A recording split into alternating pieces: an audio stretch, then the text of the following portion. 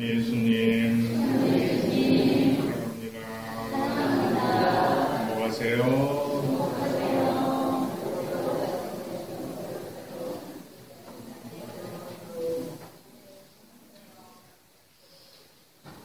누가 평안하셨습니까? 네.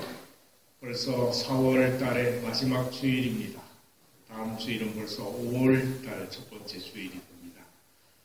4월 마지막 주일, 우리가 부활 제4주일을 지냈는데, 이 부활 제4주일을 무슨 주일이라고 해요? 우리가 오늘 지내는 이 주일을 성소주일이라고 그러죠. 또한 착한 목자 주일이라고도 얘기를 합니다.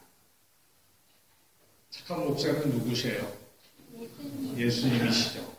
예수님이 착한 목자로서 양떼를 위해 목숨을 바치셨는데, 그걸 통해서 이 세상 모든 인간을 구원하실 수 있는 구세주가 되신 거죠. 그런데 이 세상에 사람을 구원할 수 있는 분은 그 예수님 한 분뿐이시다. 그 이름으로 말미암지 않고서는 아무도 구원받을 수 없다. 그렇다면 이 예수님을 알려주고 전해야지, 모르면 어떻게 믿고 그분을 통해서 구원을 받을 수 있겠습니까?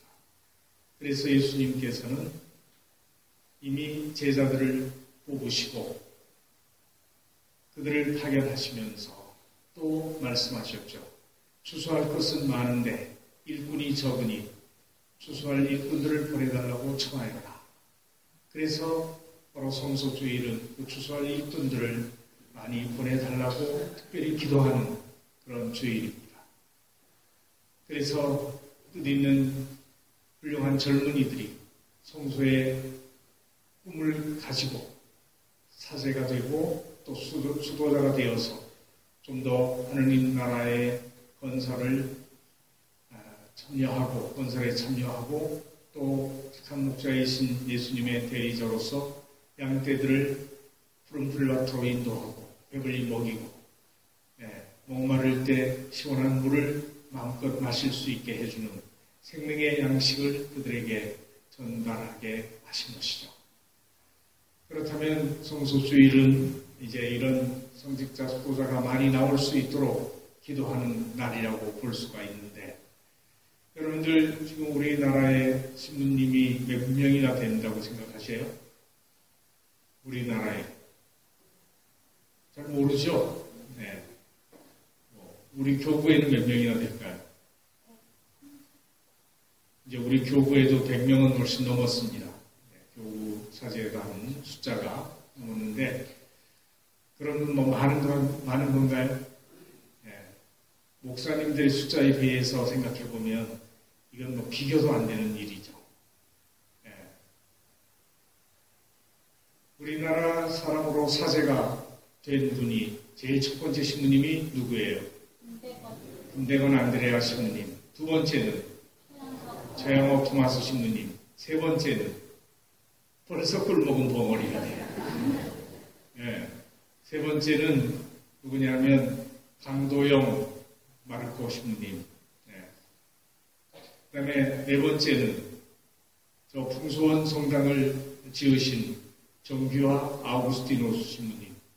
다섯 번째는 저 마산교구 부산 밀양 쪽으로 가서 처음 그쪽 사목을 맡으셨던 강성삼 라브렌시오 신부님. 이게 이제 1, 2, 3, 4, 5번으로 이어지는데, 지금 김대원 신부님이 사제소품 받은 게 몇 년도예요? 그것도 모르죠? 1845년 8월 17일이에요. 여러분들의 올해가 김대건 신부님 성년이잖아요. 우리가 지금 김대건 신부님 탄생 200주년, 최양옥 신부님 탄생 200주년을 지내는 특별한 해를 우리가 살고 있는데, 적어도 이제 그런 것은 기억하고 알아둬야 되죠. 그래서 김대건 신부님이 1845년 8월 17일 중국 상해에서 사제소품을 받고 주교님, 페레올 주교님과 그리고 W 신부님 모시고 조그마한 배를 타고 우리나라 땅으로 항해를 해가지고 결국 첫 발을 내딛게 되는 게 제주도를 거쳐서 강경 나바이라고 하는 곳에 항상토록 들어오시게 되는 것이, 그게 이제 김대건 신부님이 첫 번째 사제로서 들어오시게 된 일인데, 그 김대건 신부님이 사제 서품을 받은 이래로 우리나라 사람으로 사제가 몇 명이나 나왔을까? 그 이후에 1년 번호가 이렇게 1, 2, 3, 4, 5번이 있듯이 계속 있어요. 몇 명이나 될 것 같아요? 그때부터니까 지금까지는 몇 명이나 될 것 같아요. 엄청나게 많겠죠? 많을 것 같지만 실제로 고작 6천 명 정도밖에 안 되니까 돌아가신 분 지금 얼마나 남았어요? 200년이 가까이 되는데 그만큼밖에 안 되니까 얼마나 귀한지 알죠? 저는 김대건 신부님부터 시작해서 몇 번째나 될 것 같아요. 예? 나는 아직 1200번도 안 돼요. 그만큼 내가 사제가 될 때까지 신부 숫자가 귀하다는 얘기예요. 그러니까 그 긴 세월 사제 하나 배출하는 것이 얼마만큼 어려운 일인지 여러분이 그것을 잘 알아야 돼요. 모르기 때문에 뭐 당연한 걸로 요즘에는 언제든지 그냥 이렇게 미사가 공헌되고 성서도 볼 수 있고 하니까 그 가치를 몰라.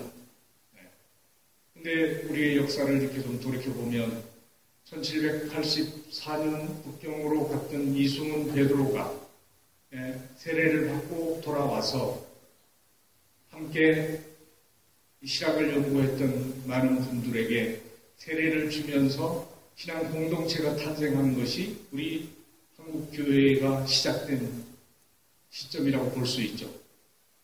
그래서 그들이 신앙을 갖긴 했지만 어떻게 했어요?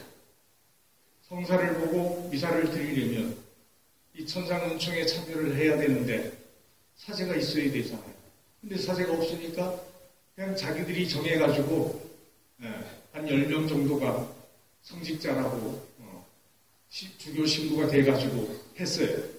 근데 하다 보니까 이상한 거죠. 한 2년 동안 그런 식으로 행세를 했는데 하다 보니까 뭔가 이상해요.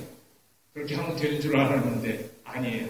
신분성사를 받지 않은 사람은 아무것도 할 수 없다는 것을 알게 됐죠. 그러니 어떻게 해요? 이제 신앙을 갖고 하나님의 은총을 받아들일 수 있도록 해야 되는데 사제가 없으니까 급히 자기들이 몰라서 이렇게 모방해서 성직자 생활을 하면서 이렇게 성사를 했다. 이 죄를 용서해달라고 그러면서 북경으로 밀사를 보내요. 그래서 이제 파견된 사람이 윤유일이라고.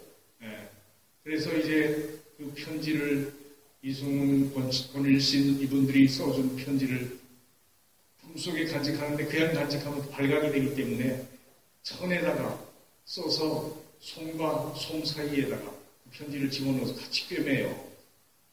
혹시 발각되지 않도록 할 수 있도록. 그래가지고 북경까지 가는 데만도 50일이 걸려요. 밀사들 그 북경 사신 편에 50일이 걸리고 그곳에서 체류하는 기간이 40일에서 50일. 다시 돌아오는 길이 50일. 그 140일에서 150일이 걸리는 그 긴 시간을 숱한 고생하면서 그것도 언제 떠나요? 11월 달에 떠나서 압록강이 얼어붙어야지 건너갈 수 있으니까. 그래서 동지사설단이라고 그러잖아요. 그래서 한겨울에 그 압록강을 건너가지고 주위에 떨면서 북경까지 가서 그렇게 오래 사신행렬로 짐꾼으로 장사꾼으로 변장해가지고 가가지고 성당을 찾아가서 신부님들을 만나고 우리에게도 조선 땅에도 사제가 하나도 없으니 성직자를 보내달라고 간절하게 호소하면서 요청하죠. 그렇게 해가지고 결국 제일 첫 번째 들어오신 분이 누구예요? 주문모 신부님이에요. 그래서 이제 이 교회가 생겨난 지 10년 만에 1794년 말 95년 초에 주문모 신부님이 입국하시게 되는 거예요. 그래서 신부님을 모셔왔지만 신앙의 자유가 없으니까 어떻게 해야 돼? 감춰야 돼. 드러내놓고 할 수가 없죠. 그래서 통역관이는 최인길 맞이하가 자기 집에 신부님을 모셨는데 이 사실이 또 발각이 됐어. 누가 밀고를 한 거죠. 그래가지고 포졸들이 들이닥치게 되는데 급하니까 그 최인길 마지아 회장이 자기가 신부 복장을 하고 중국인 행세를 하면서 자기 집에 기다리고 신부님을 몰래 빼돌려서 강화수 콜롬바 여회장 집으로 신부님을 모셔가 숨기게 되는 거죠. 그래서 그 집 방에서 장작 방에서 신부님은 숨어 지내고 몰래 강화수 콜롬바가 밥을 날라다 드리면서 신부님이 숨어 지내면서 신자들을 돌보고 그렇게 처음 사목을 해야 됐다는 기막힌 사정이 생긴 거죠. 그러니까 대신 그 집에 있다가 붙잡힌 사람은 신부님이 아니라 누구예요? 신부인 줄 알고 잡았는데 중국말도 하니까 통역관이니까 잡아가는데 보니까 이 가짜예요. 그러니까 그냥 그 최인길 마지아 회장하고 함께 이걸 꾸몄던 윤유일, 그 다음에 우영왕 이 세 분들이 붙잡혀가지고 죽도록 맞고 고문을 당해. 신부 어디 됐는지 대라고 고문당하면서. 그래서 결국 다 세 분 다 맞아주고 고문을 당했어. 그 사제 어디 있다는 걸 불지 않고 끝까지 지켜요. 그래서 그렇게 순교자가 세 분이 탄생하게 된 거예요. 신부를 지키려고. 그런 와중에 그 신부님은 95년부터 1801년까지 고작 6년 동안 그렇게 숨어 지내면서 신자들을 찾아 돌보고 사목 활동을 하시게 되는데 그러다가 1801년에 결국 신유박해 때 신부님도 신자들이 수없이 붙잡혀가서 고문당하고 순교하고 가난에 허덕이고 고통받는 모습을 보면서 너무너무 괴로워가지고 자기 나라로 돌아가려고 의주까지 갔다가 다시 발걸음을 돌려서 왜? 양들은 죽어가는데 목자가 양떼를 버리고 가면 어떡해? 그래서 하나님의 음성을 듣고 예수님의 음성을 듣고 다시 돌아와서 의금으로 가서 자수를 해요. 그래서 결국은 붙잡혀 순교함으로써 1801년 4월 19일 날 순교를 하게 됩니다. 한 분 계시던 목자가 이 땅에 이제 없어지게 된 거죠. 그러니 신자들은 수없이 많은 사람들이 끌려가 순교하고 귀환가고 배교하고 그래서 무려 한 300명 가량 순교했던 1801년 신유학회가 끝나고 이 땅은 뭐예요? 사제 하나 없는 목자 없는 교회가 돼요. 그런 상황에서 신자들은 그럼 어떻게 해? 길이 없잖아요. 그래서 또 다시 1811년, 12년 이때 북경으로 너무 박살나가지고 어떻게 움치고 뛸 수 없어. 오가 작품법을 만들어가지고 감시를 하니까. 그래서 그 신자들이 몇 사람이서 여비를 마련해가지고 다시 밀사를 북경으로 보내게 되는데 보내면서 편지를 쓰죠. 주교님에게도 그리고 교황님께도. 그래서 그 편지들이 요즘 같으면 금방 연락하면 메일로도 가고 전화로도 할 수 있겠지만 어떻게 됐겠어요? 그 매 편지가 로마 교황님한테 전달될 때까지는 몇 년이 걸리는지 몰라. 그래서 그 편지를 교황님이 보고 너무나 눈물겨운 기가 막힌 상황들이 이 목자 없는 이 불쌍한 양떼를 돌볼 수 있도록 목자를 파견해야 되겠는데 사제가 있어야지. 그래서 파리 예방 종교회 선교회에다가 이 조선교회를 책임지고 돌보라고 책임을 맡기게 되죠. 그래서 이제 1831년에 비로소 조선교구가 설정되고 초대 교구장에 소부르기엘 주교님이 임명을 받고 그리고 이제 조선 땅에 들어오게 되는데 그 주교님은 그 기막힌 신자들의 편지 조선의 상황을 알고 그 소식을 알고 차원했어요. 갈 사람이 없다면 내가 가겠다. 나를 보내달라. 그렇게 해가지고 신부였는데 태국에서 사목을 하는 선교사로 있다가 이 조선 땅으로 돌아오는데 돌아오기 위해서 몇 달을 걸으면서 중국을 거쳐가지고 들어오기 위해 애쓰다가 결국 들어오지도 못하고 만주벌탄 마가사라고 하는 곳에서 교우촌에서 숨을 거두고 마셔요. 그래서 초대교구장 들어오지도 못해요.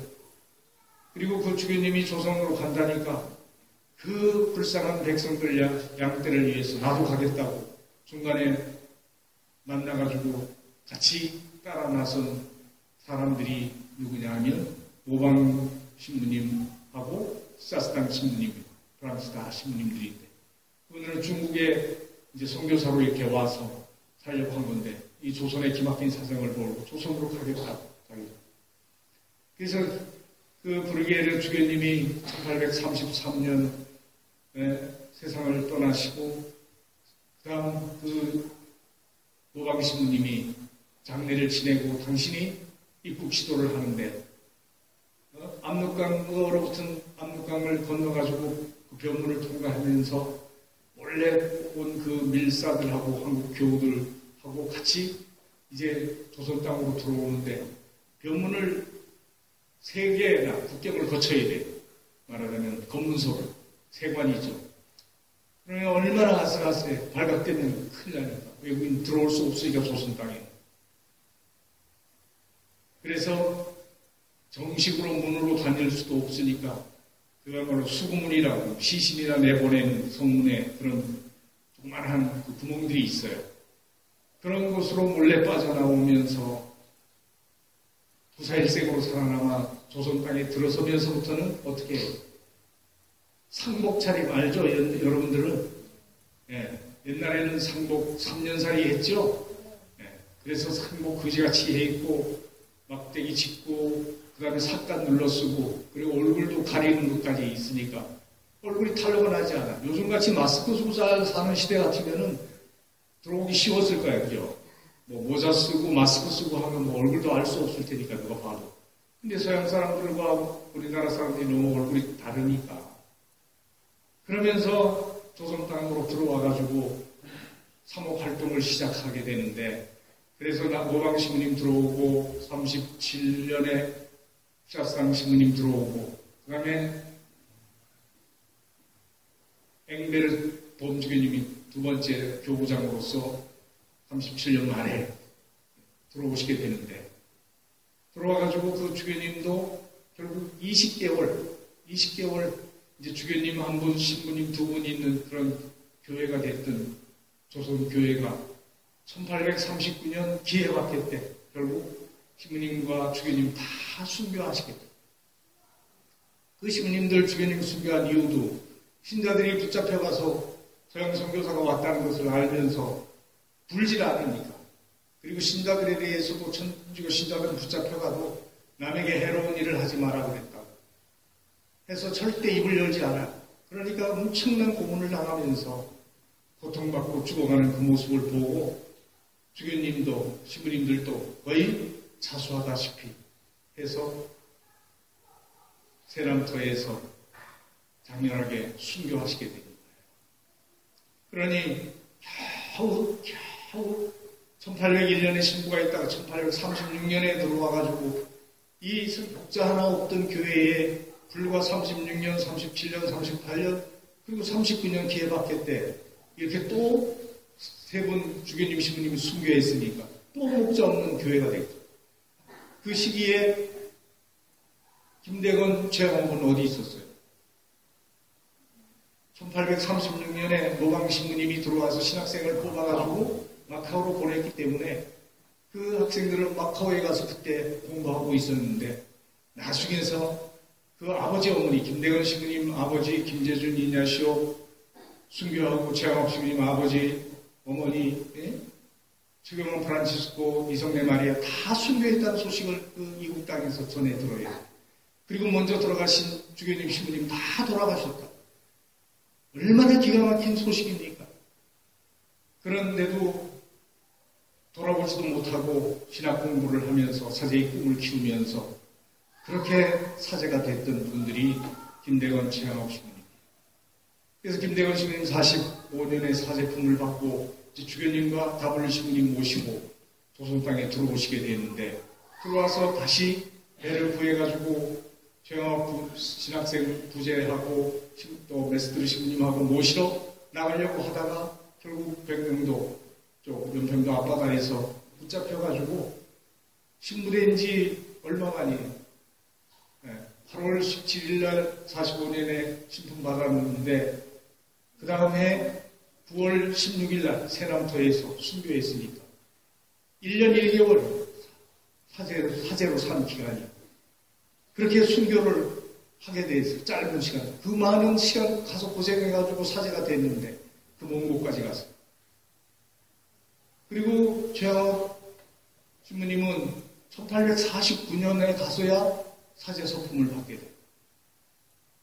주교님이 한국의 조선의 김대건 신부님과 함께 들어왔기 때문에 만날 수가 없어서 그래서 이제 그 상해에서 1849년 4월 15일에 사제 서품을 받고 매번 그전에도 입국을 시도해서 들어와서 사제 서품 받으려고 했는데 못하고 결국 1849년 12월에 워라부트 남록강으로 겨우 입국하는데 성공해요. 그래 돌아오니까 뭐 어떻게 됐겠어요? 예? 김대건 신부님 벌써 죽었지. 배려월 주교님하고 다블린 신부님 그때 같이 들어와서 사묵하고 있는데 두 분 다 이 기후 풍토가 다르고 음식도 낯설고 병이 걸려가지고 옴짝달싹도 못하는 지경이라 들어와서 병자성사부터 드려야 됐어요. 그리고는 이 땅의 신자들이 전국 각지에 산속 머리카락 보인다 꼭꼭 숨어라. 숨어있는 그 교우들을 찾아 돌보려고 날마다 70리 100리길을 걸어다니면서 낮에 다니다가 발각 때릴 수 있으니까 저 길로 못 다니죠. 산길로 숨어 다녀요. 그리고 밤에 신자들 집에 들어가서 여기저기서 몇십 리 몇백 리를 걸어온 신자들 성사 주고 교리 가르치고 새벽에 미사 드리고 그리고 또 날 밝기 전에 그 집을 빠져나가요. 발각될까. 그러면서도 어떤 곳에서는 외인들이 알게 되고 포졸들이 들이닥쳐가지고 죽을 고비를 몇 번씩 넘기면서 그렇게 12년 동안을 길바닥에 살다가 길에서 쓰러져 돌아가신 분이 최양업 신부님이에요. 12년, 나이 40. 그러니 그 귀한 사제의 삶이라는 게 얼마나 짧고 그래도 자기 몸 아끼지 않고 자기 생명을 던져서 이 땅에 복음의 씨를 뿌려보려고 그렇게 몸부림치며 애썼던 신부님들 그 뒤를 이어서 그 피가 걸음이 돼서 씨앗이 돼서 이제 한국 교회가 이렇게 신자 수 600만 명에 달하는 그런 교회로 성장하게 됐습니다. 그런데 지금까지도 사제가 다 합쳐봐야 김대건 신부님 때부터 합쳐봐야 한 6천 명밖에 안 된다. 6천 명도 채 안 된다. 그런 숫자라면 많은 거예요, 적은 거예요. 거기에 비해서 개신교 목사님들은 1년에 10,000명씩 거의 나와요. 5천 명에서 10,000명. 그러니까 여기저기 교회가 얼마나 많습니까? 근데 이 사제는 이게 지금 몇 명당 하나가 되는 겁니다. 이런 상황인데 그래서 사제가 많이 나올 필요가 있는데 지금은 어떨까요? 각 가정마다 애를 낳지 않아. 자식이 없어요. 아예 낳지도 않고. 그러니 뭐 신학교를 보낼 자식이나 있습니까? 그러니까 점점 성소자가 줄어서 앞으로는 이제 사제가 구경하기 힘들 만큼 앞으로는 될 수밖에 없을 것 같다. 이런 상황이 된 거죠. 그나마도 있다 하더라도 너무 세상 살기가 편하고 부모들 의식 속에서도 자식을 출세시키는 것, 세속적으로 출세시키고 돈이나 잘 벌게 하는 것이 마치 성공인 것처럼 생각을 하기 때문에 그런 사제를 만들려고 하지 않죠. 근데 우리는 어땠는지 아세요? 저희 같은 사람이 어떻게 사제가 됐겠습니까? 성소는 가정에서 싹트고 자라나는 거거든요. 옛날 그 어려운 시기에 선조들은 신앙 때문에 모든 걸 다 버리고 산속으로 숨어 들어가 농사를 짓고 화전을 일고 농사 짓고 그렇지 않으면 옹기를 만들어서 그걸로 연명을 하면서 신앙생활을 이어갔었습니다. 저희들도 그런 집안인데 내가 사제가 된 거는 온전히 뭐예요? 부모님이 신앙을 갖고 하나님의 자녀로 열심히 살아갔기 때문에 그 모습을 보면서 내가 사제를 꿈꿀 수 있게 된 것이라고 볼 수 있죠. 예. 그리고 눈 뜨면 식구들이 모여서 기도하고 잠들기 전에도 모여서 기도하는 그런 가정에서 가장 중요한 것이 학교 공부도 아니에요. 신앙 기도하는 거, 성당에 가는 거예요. 근데 여러분들은 또 자녀들을 그런 식으로 가르칩니까? 네. 거기다가 우리 동네에서, 우리 집에서 잔치가 벌어지는 날은 신부님이 찾아오시는 날이에요. 가장 좋은 날이에요. 그렇기 때문에 신부님 오신다 그러면 모든 사람들이, 신자들이 다 모여서 먹을 게 없으니까 그때는 개를 잡았어요. 그래가지고 전부 잔치를 벌리고 가장 좋은 것이나 가장 맛있는 게 생기면 아버지, 어머니는 그 먹을 것을 꼭꼭 감춰둬요. 자식들도 안 주고. 왜? 신부님 드리겠다. 그래서 저희들은 야속했죠. 집에 조그만한 닭장이 있었는데 우리 보고 모이는 주라 그러는데 닭이 알을 낳으면 그거 갖다가 신부님 드린다고 모아놓고 할아버지, 할머니, 어머니, 아버지는 드시지만 애들은 주지도 않으니까 우리는 언제 한번 달걀 좀 먹어보라. 네, 그렇게 생각하는데 그 귀한 거를 신부님 드린다고 또 산에서 나무를 뜯어오거나 뭘 가져오면 그것도 참 좋은 것을 갖다가 신부님 드린다고 이렇게 하니까 우리들 눈에 어떻게 보이겠어요? 사제라는 게 정말 고귀한 거구나. 참 좋은 거구나. 그럼 나도 그런 걸 시킨 달걀 좀 먹으려면 뭘 해야 돼요? 신부가 돼야지 다른 방법이 없잖아요. 이렇게 말하자면 가정에서부터 가족들이, 부모들이 사제를 대하는 그 삶의 모습을 보고 어린아이들이 사제의 꿈을 꾸게 됐다는 얘기예요. 그런데 요즘에는 어떻습니까? 가정마다 가정 방문조차도 어렵죠. 집에 오는 것도 싫어해요. 요새는. 네. 그런 세상이 되었습니다. 그래 지금 이제 올해같이 코로나 때문에 이렇게 마스크 쓰고 살아야 되는 이런 시절에 우리가 정말 뭘 해야 될까 한번 생각해 보면 이제 가족들과 관계를 좀 더 친밀하게 사제가 좀 해야 될 필요가 있겠다. 여러분들의 자녀와 손주가 있다면 함께 그런 모습을 보여주고 정말 위할 수 있는 모습을 보여주면서 이렇게 친밀한 가운데 그 존재의 가치를 알게 될 때 아이들 마음속에도 사제의 꿈을 가질 수 있는 길이 열리게 되는데 부모들이 그런 부분에 관심이 없으면 알 길이 없어진다고 보는 거죠. 그래서 올해는 좀 더 그런 마음으로 이제 회의도 못하고 단체 모임도 못하고 여러 가지 할 수 있는 거 행사도 못하고 아무도 할 수 없으니까. 근데 4명은 가능하잖아요, 모임이. 그렇다면 여러분들 집에도 식구들이 많지도 않아. 2이나 3밖에 안 되지, 대부분.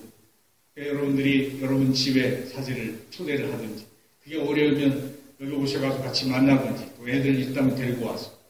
그렇게 함으로써 좀 또 관계를 새롭게 하면서 좀 더 성소가 훔쳐나올 수 있도록 한번 노력하는 그런 시간들이 되었으면 좋겠다. 여러분들이 신부 봐주려고 초대 안 하지 말고, 그렇게 이제 시간을 만들어 보시면 좋겠다 생각해요. 그래서 올해는 어떤 가정이든 가족들이 한 번은 이 분당 신부와 만나서 함께 신교를 이루면서 좀 더 살아가는, 목자가 양떼를 잘 알아야지 잘 돌볼 수 있게 되는 것도 사실이고, 여러분도 잘 알아야 또 사제에 대해서 존경하는 마음도 갖게 되고 사랑할 수 있는 것도 가능하죠. 그래서 이런 시간도 좀 가졌으면 좋겠다는 생각을 해봅니다. 어제도 우리 청정강 김시무님이 밥 먹자고 그래가지고 이제 김정희 시무님하고 같이 어떤 식당으로 이제 갔는데 그 식당 주인이 밥을 맛있게 해서 주고는 돈을 하나도 안 받더라고 보니까.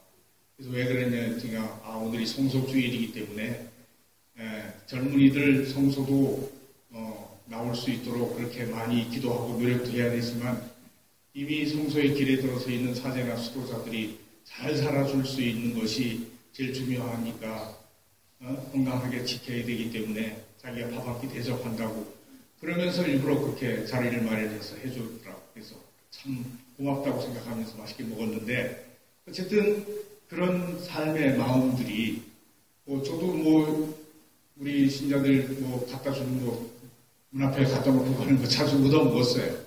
그게 그래서 감사한데, 먹고 안 먹고가 먹어야 얼마 먹겠습니까, 혼자서. 그것이 중요한 게 아니라 마음을 느낄 수 있기 때문에, 신자들의 사랑을 느낄 수 있기 때문에, 그 감사함 때문에 더 열심히 신자들과 함께 잘해야 되겠다, 열심히 살아야 되겠다 하는 마음을 갖게 되는 것이죠. 그런 것들이 우리들의 삶을 어떻게 변화시키는지 여러분은 느낄 수 있을 거예요. 작은 것들 하나하나가 모여서 우리의 삶을 이루는데, 마음만 가지고 살아가는 것이 아니기 때문에 그런 모습으로 함께 노력하면서 아름다운 모습으로 살아가는 것이 앞으로 사제가 점점 나오기 어려운 이 세상에서 좀 더 새로운 꿈을 키울 수 있는 계기가 되지 않겠나 생각을 합니다. 그래서 성소주일 맞이해서 오늘 특별히 한번 생각해 보려고 말씀을 드린 겁니다. 이렇게 소중한 것인데, 여러분은 우리 자체적으로 사제를 만들기 위해서 얼마나 노력했습니까? 자기 자식을 바쳤습니까? 자기 손주를 바쳤습니까? 못하면 대신 뭐라도 해야 돼요. 신학생들 학비라도 지원해서 공부할 수 있도록 해야죠. 제가 배론 성지에 있으면서 우리 원주교구 신학생들 학비를 우리 신자들이 내는 후원금 가지고 할 수가 없어. 모자라서. 학비를 조달하기 위해 가지고 서울 명동에 서울에다가 우리 원주교구 성소 후원회를 하나 만들었어요. 우리 지주교님 때. 그래가지고 내가 매달 그 명동에 가서 미사를 드렸어요. 한 30년 동안 다녔어요. 거기도 여러분들 같이 다 할머니들이 많아요.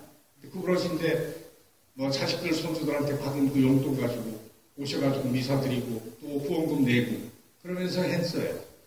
근데 우리는 뭘 했을까? 우리 이제 그렇게 힘이 없었을까? 다 그런 선교사들과 외부 사람들의 도움을 받아서 이제까지 했는데, 이제는 우리 교구에서 나는 신학생들을 우리가 힘으로 양성할 수 있어야 된다. 그런 정성도 없다면 무슨 영치로 어떻게 이렇게 미사를 드리고 함께 신앙생활을 할 수 있을까? 사제를 모시는 것도 양성하는 것도 우리가 해야 될 의무라고 생각합니다. 그래서 이제 우리가 그런 의식을 갖고 해야 되는데, 여러분들 중에 지금 성소 후원 회비를 교목금 낼 때 내는 분들 몇 명이나 됩니까? 내도 또 몇 푼이나 됩니까? 이걸 생각해 보십시오. 얼마나 관심을 갖고 있는지가 그것을 통해 보여져요. 돈의 액수가 문제가 아니라 그걸 통해서 나는 사제 성소에 관심을 가지고 이렇게 노력하고 있다는 것을 얘기해 주는 거죠. 이런 것들을 얘기하고 제도로 만들어 놔도 하지 않으니까 1년에 한 번은 이렇게 성소주일이라 그래가지고 특별 헌금도 하면서 이렇게 이제 성소주일을 지내고 그 신학생들을 후원하기 위해서 노력을 하는 시간이 주어져 있는 거라고 생각하시면 돼요. 그래서 이제는 우리가 오히려 사제가 없는 외국에까지 선교를 갈 수 있도록 해야 되는데, 그런 일들을 위해서 우리가 함께 노력해야 되지 않나 생각하고 다시 한번 마음가짐을 새롭게 했으면 좋겠습니다. 이런 마음 갖고 함께 오늘 미사를 동성대에 있고